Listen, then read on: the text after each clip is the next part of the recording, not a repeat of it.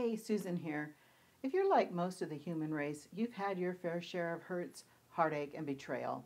In this video, I share why it's important to move from victim to wounded storyteller and who will benefit from your stories. So stay tuned.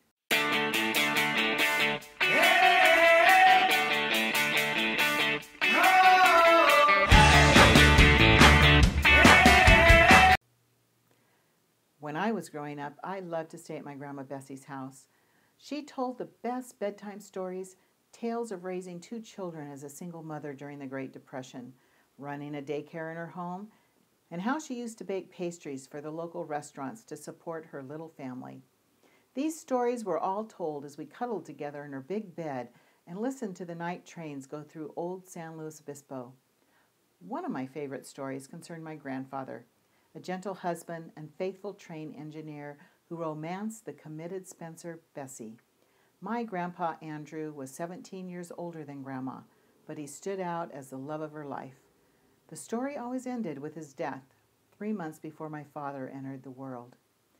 This is how I best remember my grandma, through her stories.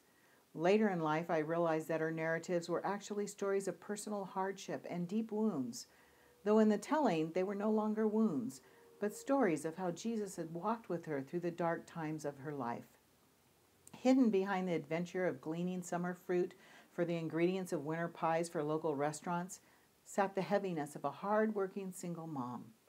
Grandma Bessie identified herself to me by her wounds, tragedies transformed into stories of Jesus, a gospel, if you will, written on the heart of an old woman.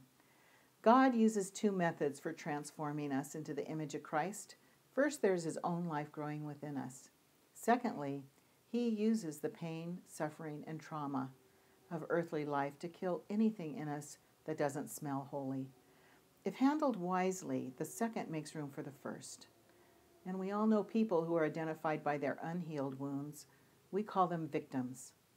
But there are those who are identified by their healed wounds. They look like Jesus. Grandma Bessie looked like Jesus to me. Being known by our wounds is just another characteristic of belonging to God's kingdom. In referring to John 20:19 and 20, where Jesus showed the disciples his wounds from the crucifixion, Henry Nouwen said, "It's of great spiritual importance that Jesus made himself known to his disciples by showing them his wounds." To whom are you showing your wounds? Are your scars telling a victim's story or a gospel? Will you grow into a wounded storyteller, reciting your stories to your grandchildren, curled up under a blanket on a cold winter night?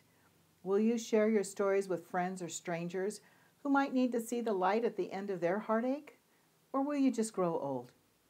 This week, take one wounded area of your life and share with someone what Jesus has done to release you from being a victim. And if you have any questions or comments, please leave them in the comment section below, and I'll get back to you. I'd love to hear from you. I'm Susan Gaddis, and I help people build their spiritual legacies.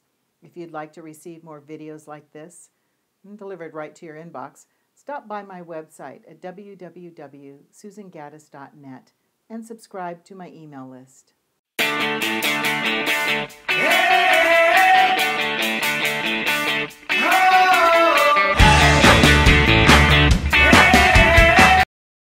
My grandpa Andrew was 17 years older than Grandpa.